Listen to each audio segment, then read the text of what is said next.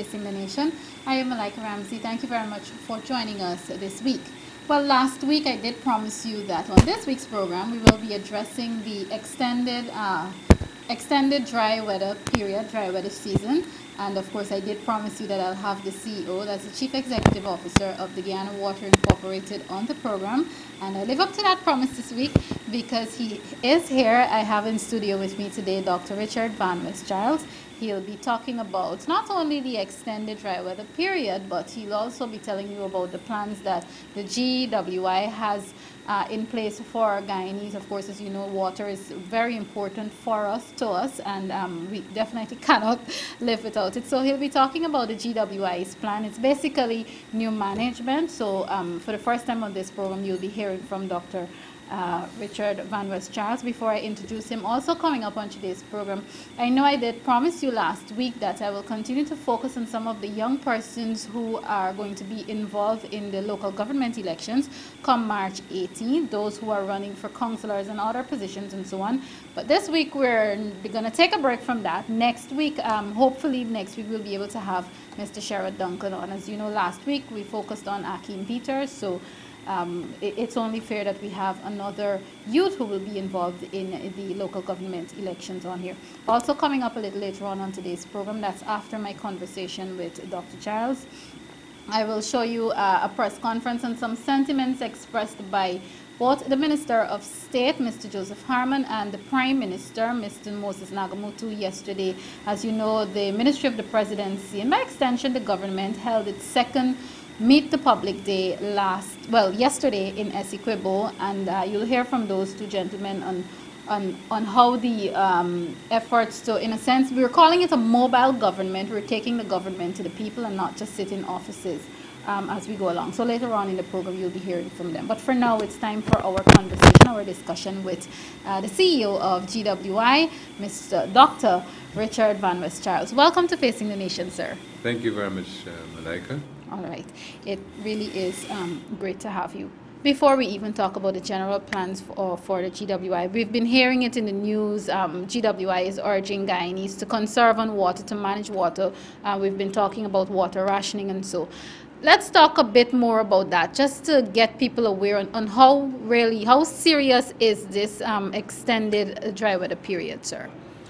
Well, it's not normal. And we have seen drops, more particularly for the Georgetown area.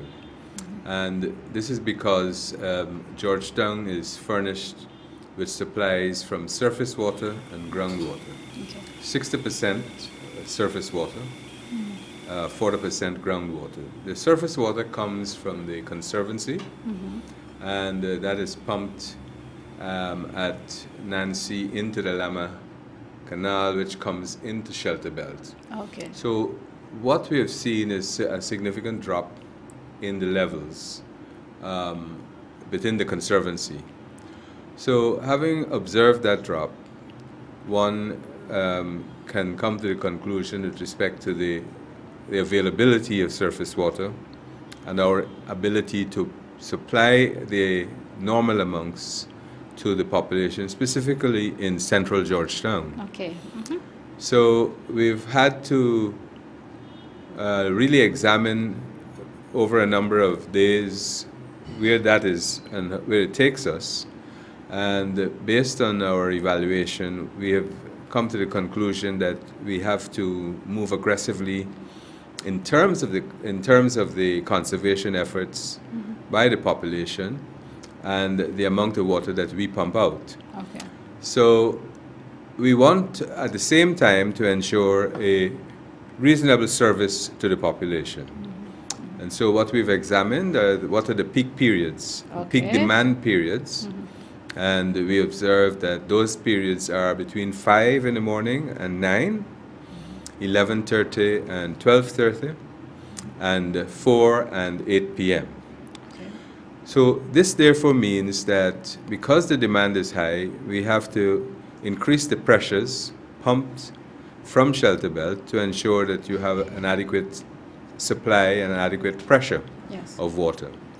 So we will ensure that at this juncture that the pressures and the flows are adequate at those periods.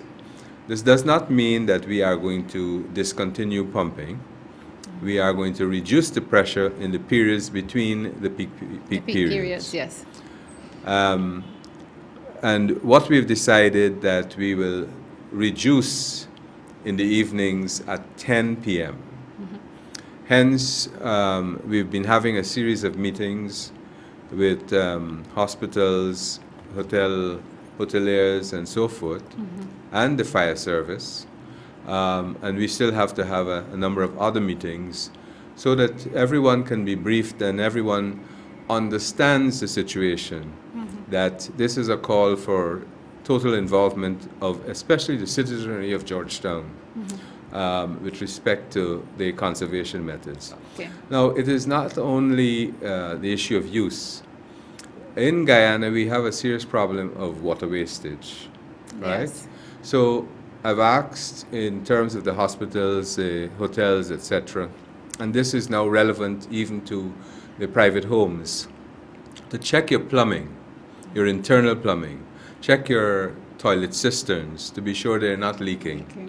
Check your overhead tanks to be sure they have valves to control the flow of water. So there's not a lot of wastage, because if across the country in Guyana we are wasting about 55% of the water we produce. That is happening now? Yes, yes, across the country. And so this is why we have an aggressive leak detection system. Okay. So we're asking people to call us once you are seeing a leak, because the leak impacts on the flow, it impacts on the pressure, and it impacts on the quality, because once there's a leak, it means there's an opportunity for bacteria to enter the system. Yes. So we've got to move aggressively to arrest that. So it's a call, although the problem is in terms of the El Nino effect in Georgetown. It's not only in Georgetown, in the interior, in terms of regions 9, regions 8, region 1. They're also having an effect in terms of potable water, and the farming community in region 6, region 5, some parts of region 4. You're seeing this effect. So in essence, we have to, across the country, begin to look at the conservation, despite the fact that we are a land of many waters. Yes. We have to look at conservation, and this comes to the point where, because we are a land of many waters, we have got to ensure that we protect our waterways. You know, if we look at region 1 in Port Kaituma, for example, we have some serious issues with activities linked to the Port Kaituma River. Mining activities. We've had some meetings with the Miners Association, and they have been supportive. As a matter of fact, they are going up tomorrow, and they've invited us to participate and work with them so that we can address some of these issues in the Port Kaituma area. So the GWI is also involved in efforts to ensure that, for example, because there's always the complaint that wherever there's a mining community, the residents are complaining that the water is contaminated. So GWI is indeed playing a major role in that. Oh yes.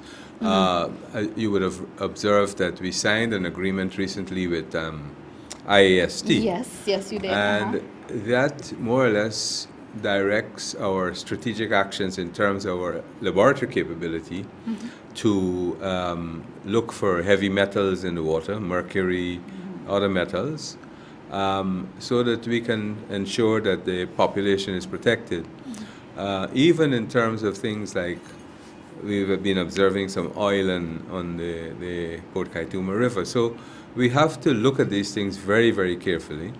And so the watershed management in an integrated way has to be another important aspect of the work of GWI, linked to what should come on stream later this year is the National Water Council, which is on the books, to look at how we manage our water resources. And so integrated watershed management is going to be critical. So, Dr. Charles, for example, in this same case of minors, you have specific recommendations for, because they always say that prevention is better than cure, not to wait until there's mercury and whatever else in the water that can cause harm to citizens, but you have measures in place to prevent that from even happening. Yes, we've been working and speaking with the Geological Commission about miners' activities. There are some lawless miners. Yes. It is not only the mercury that they use, but take the case of Region 8. The lines are running from Salbora Creek, and some lawless miners disrupt the system. So it impacts negatively on the water going to the town, Madia. Mm-hmm. So we've had some discussions. The regional administration has been working with us very closely, and we just ran. We're actually running a transmission line. We just did some repairs to the road. Yeah. But the last time I was up there, it was in November, and we had a meeting. We had some discussions with the GGMC's representative, the police, and the community and the council to see how best we can correct that situation. Mm-hmm. So as we look at our efforts to deal with situations in Region 1, Region 8, and Region 9, Region 9 has to have a special focus, because I think the situation presently is a bit worse in Region 9, despite the fact we're going to have a new well later this month in Culvert City. Okay. We are looking at other efforts to see where we can discover and drill effectively for the water. So it means that we've got to employ the assistance of hydrologists. Mm-hmm. We are speaking with a structural hydrologist, and who's been here is Guyanese.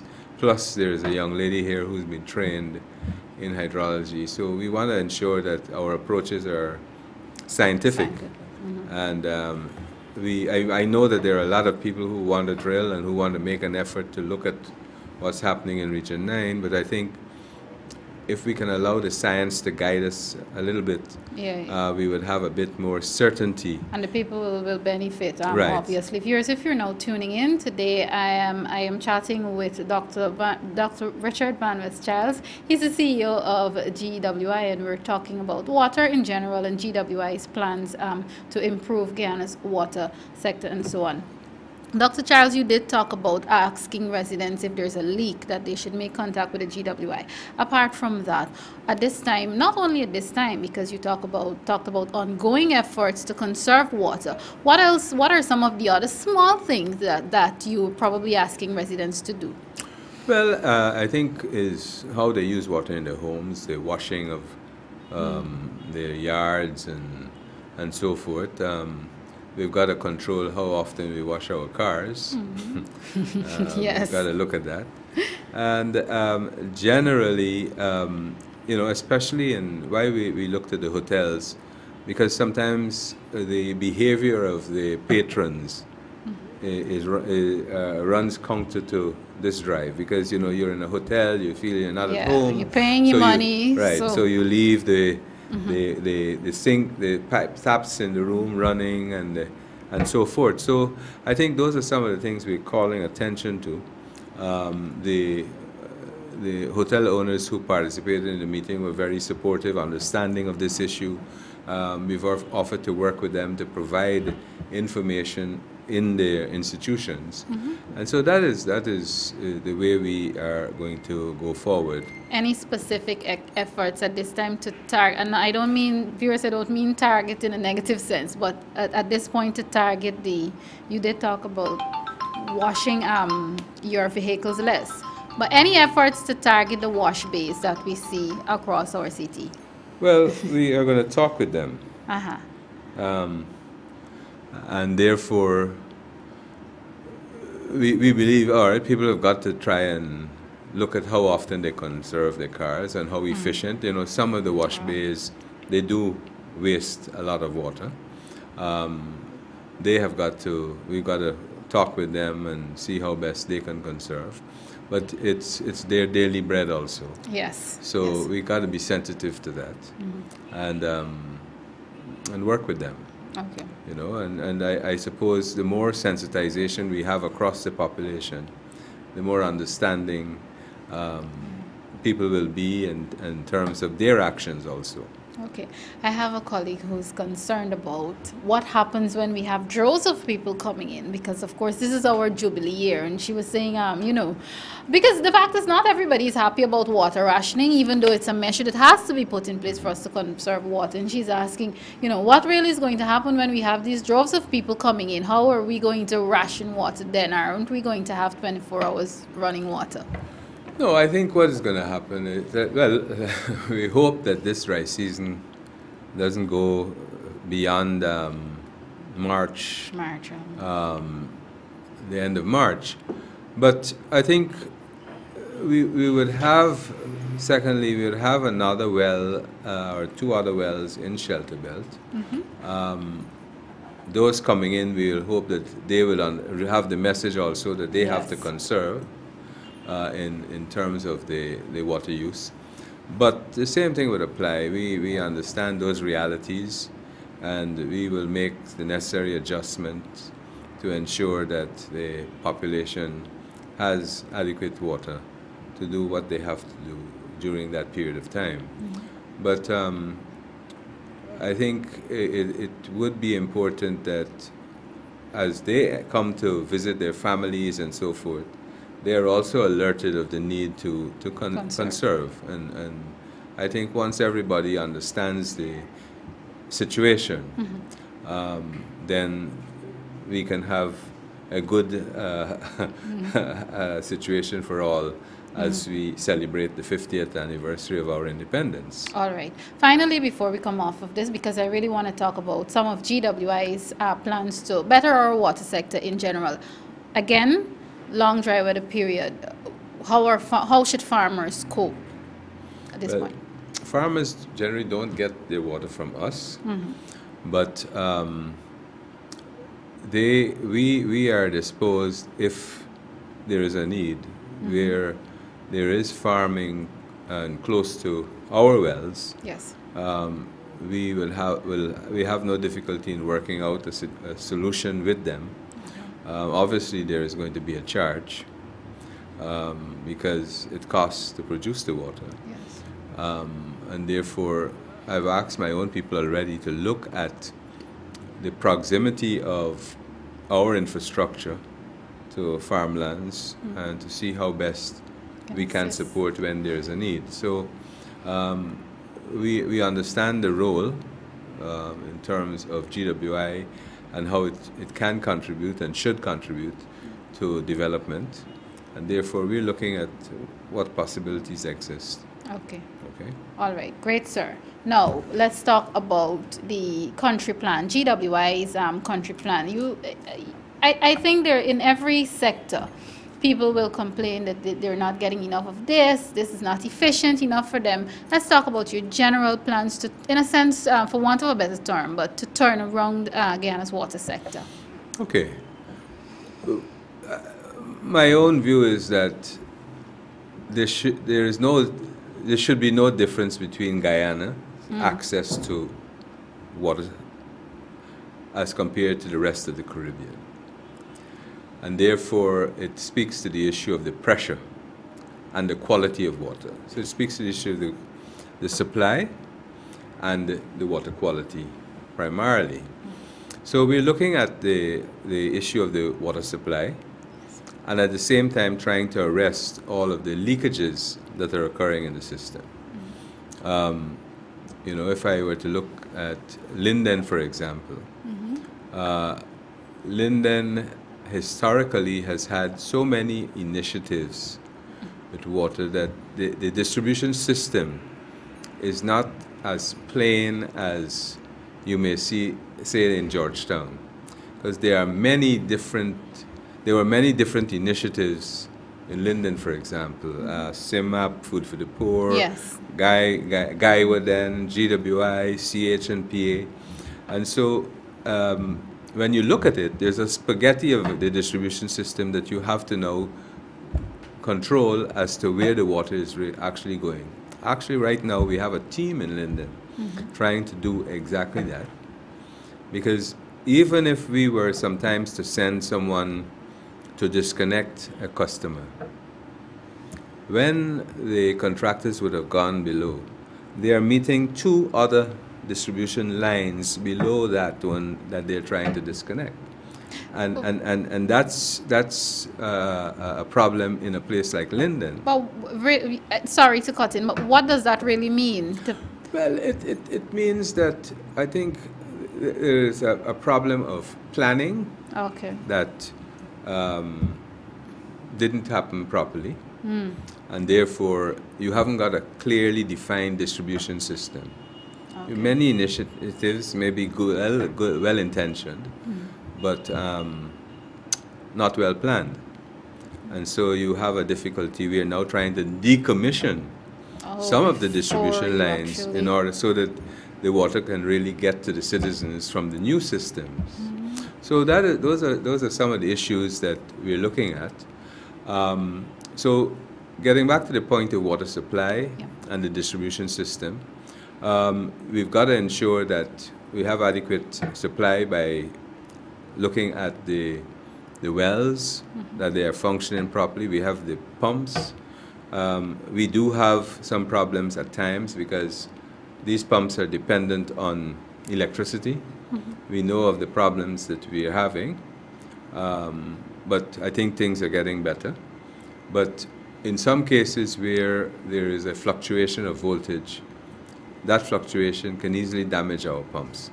We're plagued with a lot of problems in Region 3, for example, because GPL, and they're working to arrest the problem, but they have had some problems with fluctuation of voltage in Region 3, and we have suffered the problems of a lot of outages because of that.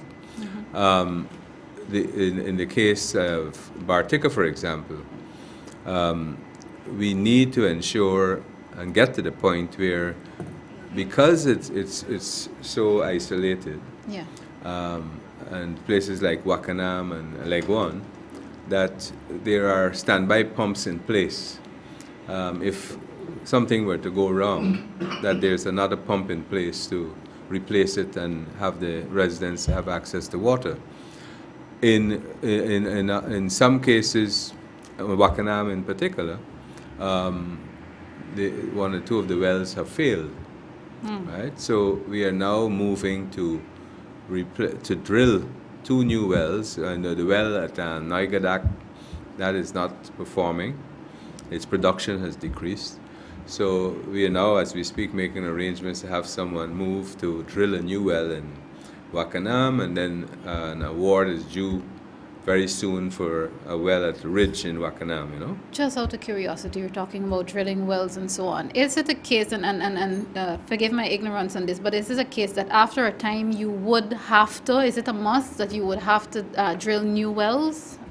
Well, yes, because you see, as housing development occurs, there must be, if things are planned properly, there must be a consideration to find out whether the productive capacity of the present wells can respond to the expansion for housing. So there is enough, we have enough modeling software to give us that information. And that is why housing development has to work very closely with GWI to be clear that if I'm putting a housing development in one part, we need to analyze whether the wells that are in place can actually supply the new demand, or we have to ensure that we cater for a new well to supply that population. And the other issue too is we want to ensure in terms of quality that the water quality can improve significantly across the country.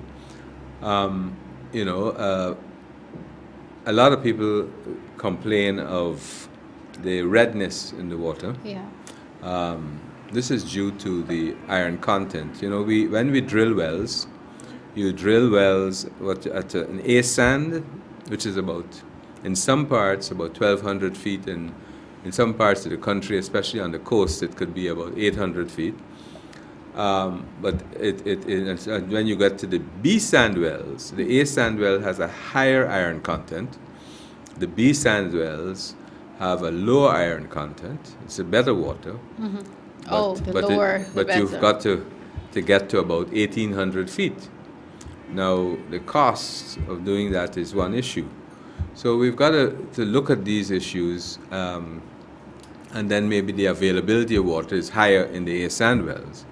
So we've got to look at how we can treat that water and remove the iron, because what you're seeing right now in places like Ithaca, for example, which has probably the highest iron content in the water, is that we have to either put in filtration systems to remove as much of the iron, or look for new technological approaches. So we are going to be doing some trials very soon, okay. Probably within another 2 weeks, to look at whether a chemical which was used or has been used and is being used in Belize, in the Caribbean, in Bahamas, etc., to remove that iron content. And is it expensive or easy for us to access? Well, we just ordered some out of Miami, right? We're a company. They were here. They worked with our staff. Yes. In showing them how to set things up. They're going to be back within another 2 weeks. We did some initial trials and it looked good. Okay. But we want to ensure that what we do before we make a decision across the board, that the evidence is there with respect to our conditions. Okay.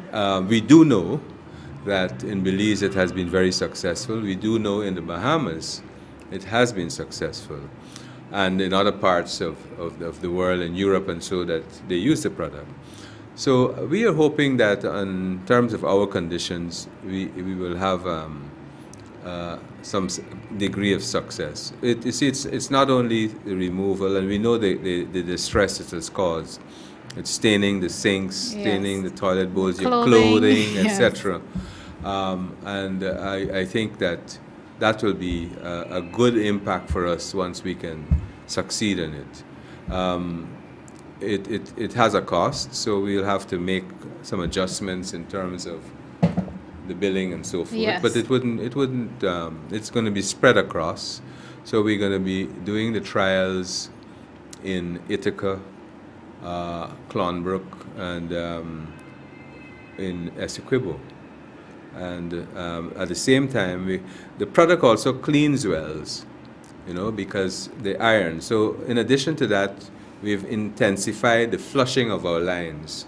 Where we have the A sand wells with a higher iron content, they should be flushing now once a week to try to remove the iron from the lines also. Okay. Well, Dr. Charles, I know I have to begin to wrap up my conversation with you soon. I have to let you get back to your busy schedule, but two quick things before I let you go. First off, are you at this point, even though the budget has not yet been passed, the 2016 national budget, are you at this point satisfied with what has been provided in the budget for GWI? Of course, that is after it is passed. And do you see that, do you feel that you can work with what has been given thus far? Well, our budget consists of, because GWI is a corporation, our budget consists of GWI's contribution and the government of Guyana. But GWI, there is a heavy indebtedness presently, and we're trying to collect. Okay. It's probably over 2 to 3 billion Guyana dollars. And we have a number of teams that are moving out now to remove the service from people who are indebted, who are not paying anything. And not even attempting to. And so that we have to try to correct the system now. And so a number of teams are outside. In addition, we are going to monthly billing. And customers will have a due date when they should pay their bill. We're not going to slip on that date. And once, as with any other utility in this globe of ours, if you haven't paid your bill, then the service will be disconnected. For those who are indebted at the moment, what we're saying to you, come in, talk with us, and establish a plan. We are prepared to work with you, how you can pay off your indebtedness. If there's an issue you have, we can sit with you, discuss it, and at the same time, you've got to remain current in your bills. Yeah, okay. And we want to intensify the metering of customers so that you can control your use also. So that's going to be important in terms of going forward. And also, we are going to be moving aggressively to improve the quality. For example, in the Georgetown area, it has about 10 filters. They're not functioning well, but we've just ordered the medium, I think, by May. All of those filters will be back in optimum functioning capabilities. So the quality of water should improve, or will improve, I would say, significantly. In accordance, we want to ensure that the standards are in accordance with WHO standards. Okay. Our laboratory capabilities are back on stream, and I have given an undertaking that as we intensify the testing of water, that those results are going to be available to the public. Okay. So we're going to be doing countrywide testing. We're now ordering the kits, and in each region, we are establishing within another 2-3 weeks an effective call center, which will work until 11 at night with staff, and then after that, an automated system will kick in. But it's going to be linked to emergency crews within each region. So if there's a call of a problem, the call center will notify the emergency crew in each region to be able to respond. Yes. And so we're going to be monitoring that very carefully. The staff is aware that the priority that they must check at all times is that water to schools is adequate and of good quality. The health centers, the hospitals, both private and public, that they have, plus the fire service. They must have adequate water to ensure that we are secure in terms of any disaster of that nature. On the note of fire services, how much, jurisdiction may be the wrong word, but how much of a role do you play in managing the hydrants? Because that's a sore point. Well, I think at this point it's not clearly defined, but that isn't a worry for me. Okay. They must function, and we've had a good dialogue with the fire service, and we have to try and get it done. I don't think not having a clear definition of responsibility at this stage, that will eventually evolve. But I think it is important to ensure that we get the hydrants functioning, and that our city is at a different level than where it is at the present time. I mean, there is no reason why Georgetown should not be a stellar city, or the other cities in Guyana. So we are also looking at the hydrants not only in Georgetown, New Amsterdam, Linden. Linden has hydrants which are not working as yet, so we're looking at those. And we believe that going forward, as part of the security and protection for people and property in all of the new housing schemes, in terms of the planning, we need to ensure that those things are in place and hydrants are in place, etc., in case of any form of disaster. All right. Finally, before I let you go, Dr. Charles, how are you dealing with it? And first of all, I should ask you if you've had these complaints and how you're dealing with it. And this is, I'm not talking about new housing schemes here or new development housing projects. How are you dealing with people who may come up to you or call into GWI and say that, look, I've been living here for 2 decades, a decade, and I have a problem with water. I don't get water, period. I have to go and fetch from some other community to this one. How are you dealing with those situations? Well, look, I believe water is important for every human being. Mm-hmm. If the person is, once a person is not squatting on private land, I have no problem trying to, once the water is available, trying to establish a service. If you are squatting on private lands, then I do have a difficulty. I cannot provide you with a service if you're squatting on private lands. I think that has to be very, very clear. If, you know, we have had cases of a dispute, and the people are unable to provide a transport, establishing ownership, right? My position is until the court rules, if where you've got children and old people and other people, provide a service, they've got to pay for the service. If the court were to rule, if it's a conflict of land with state and others, but there is no clear definition, and the court rules, then GWI withdraws its infrastructure. Okay. But it's not the same thing as if you're squatting on private lands. Private lands, yes. And we had a few cases like that recently, and I instructed the staff to withdraw the infrastructure. Okay. All right. Well, Dr. Charles, this was certainly enlightening, and I know as GWI continues to further develop and improve our water sector, I'll have you back on here talking about some more of your plans, but for now I know I have to let you go.